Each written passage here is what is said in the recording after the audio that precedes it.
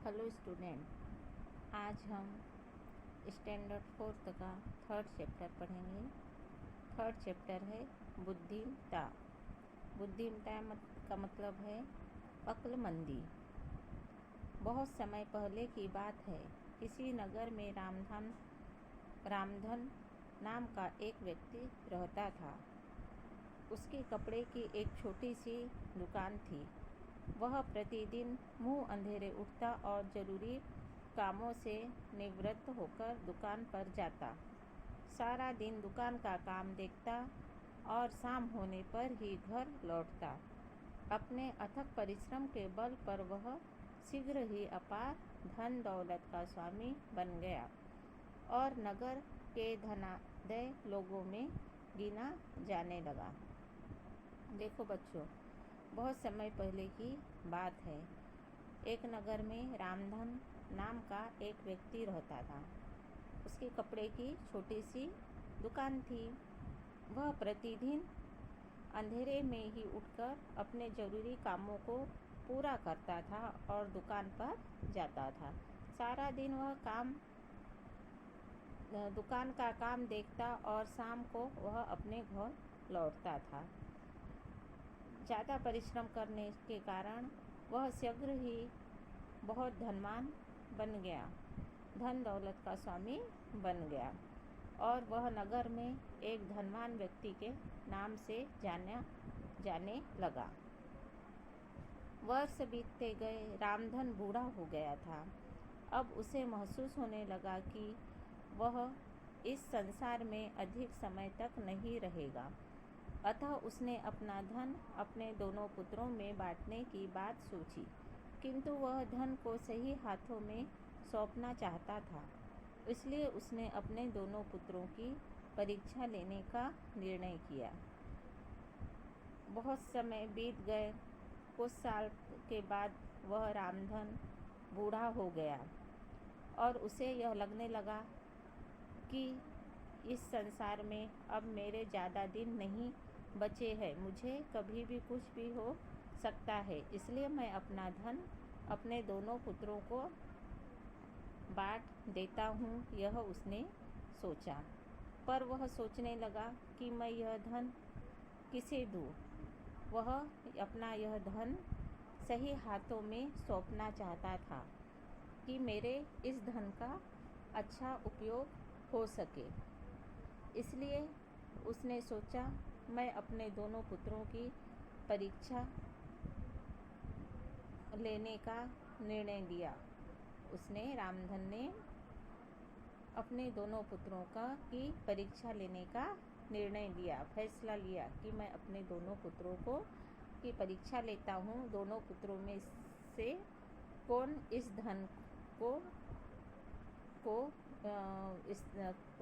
को अच्छे कामों में लगा सकता है, यह सोचा।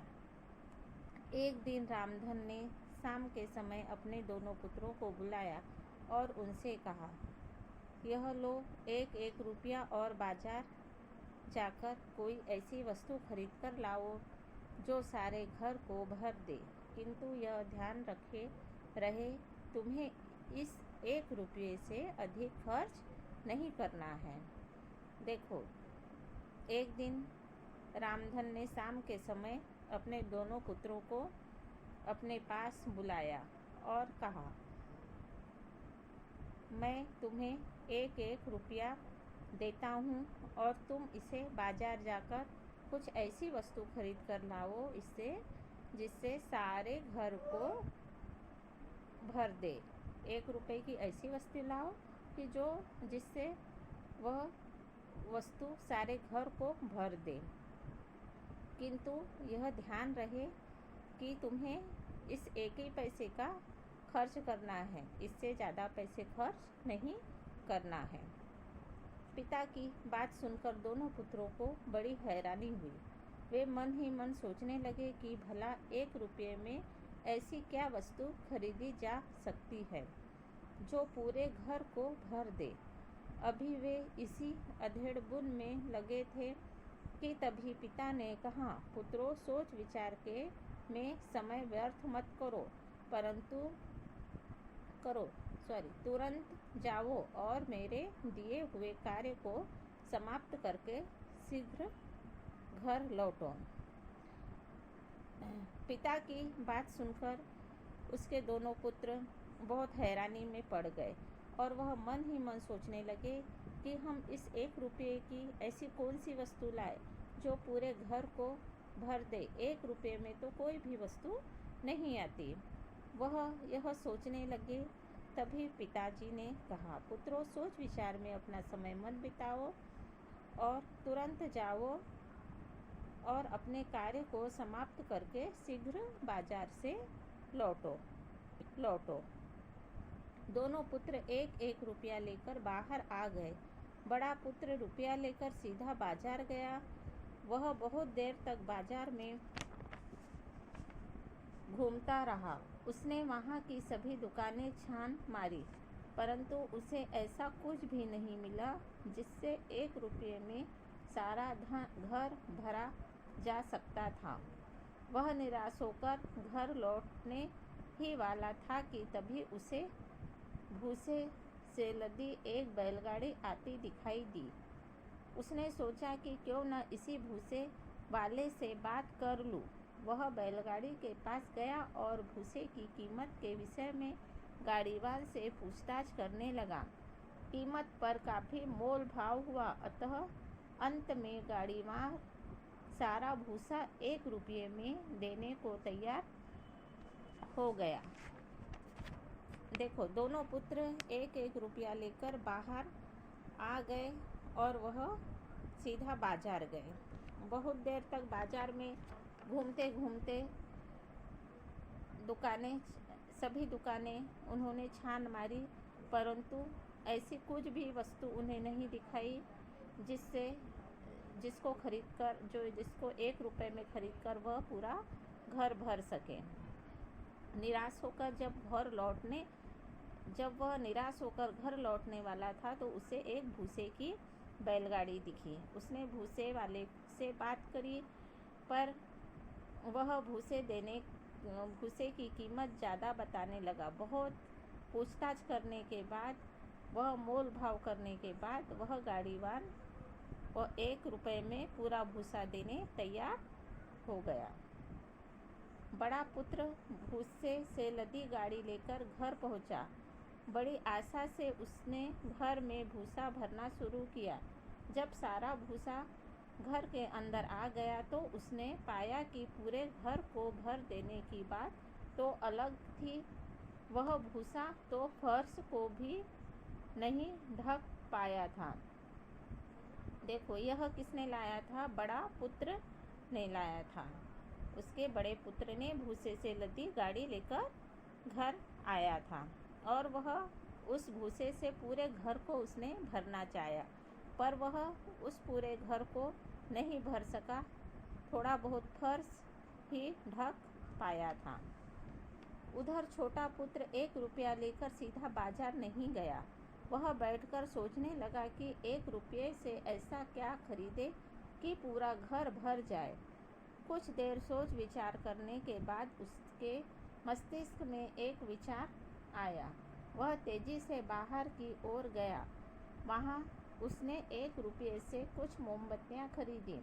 मोमबत्तियाँ लेकर जब वह घर लौटा तो उसका भाई बेचैनी से खड़ा फर्श पर फैले हुए भूसे की ओर देख रहा था। अंधेरा हो चला था। जल्दी से छोटे पुत्र ने घर के प्रत्येक कमरे में 2-2 मोमबत्तियाँ जला दी। तुरंत ही सारा घर प्रकाश से भर गया। देखो, छोटा पुत्र 1 रुपया लेकर वह बाजार नहीं गया। वह एक जगह बैठा और बहुत विचार करने लगा कि मैं 1 रुपये में ऐसी कौन सी चीज़ खरीदूं जिससे घर भर जाए। वह बहुत सोच विचार करके मस्तिष्क पे जोर देके बाजार की ओर गया। वहाँ उसने 1 रुपये में कुछ मोमबत्तियाँ खरीदी और वह मोमबत्तियाँ लेकर घर लौटा तो उसने अपने बड़े भाई को देखा कि उसने पूरे घर में भूसे फैला दिए था, वह भूसे फैला देख रहा था। छोटे पुत्र ने घर के प्रत्येक कमरे में 2-2 मोमबत्तियाँ जला दी और उससे सारा घर प्रकाश से भर गया। रामधन अपने दोनों पुत्रों की कार्यशैली को देख रहा था।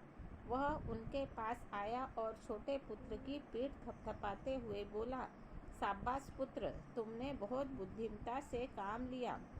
मैं तुमसे बहुत प्रसन्न हूँ। आज मैं अपनी सारी धन संपत्ति की जिम्मेदारी तुम्हें सौंपता हूँ और आशा करता हूँ कि तुम अपने बड़े भाई का पूरा ध्यान रखोगे तथा जीवन में उसे किसी प्रकार की कोई कमी नहीं होने दोगे। यह कहकर रामधन ने दोनों पुत्रों को गले से लगा लिया। रामधन दोनों पुत्रों की कार्यशैली को देखकर उसने छोटे पुत्र को अब पीठ थपथपाते हुए शाबाशी देते हुए उसकी अक्लमंदी की तारीफ की और बहुत प्रसन्न हुए। और उन्होंने कहा कि मैं आज अपनी सारी धन संपत्ति, अपनी जिम्मेदारी मैं अपने छोटे लड़के को देता हूँ और आशा करता हूँ कि तुम अपने बड़े भाई का ध्यान रखोगे और जीवन में उसे किसी प्रकार की कमी नहीं होने दोगे। यह कहकर रामधन दोनों पुत्रों को अपने गले लगा लेता है। इससे यह हमें शिक्षा मिलती है कि हमें अपने बुद्धि का अच्छी तरह से इस्तेमाल करना चाहिए, तभी ही हम आगे बढ़ सकते हैं। रामधन के बड़े पुत्र से छोटे पुत्र में ज़्यादा बुद्धिमता थी।